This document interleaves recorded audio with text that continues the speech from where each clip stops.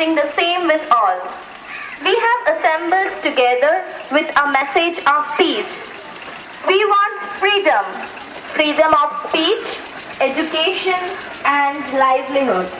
We want to build a peaceful society to live in.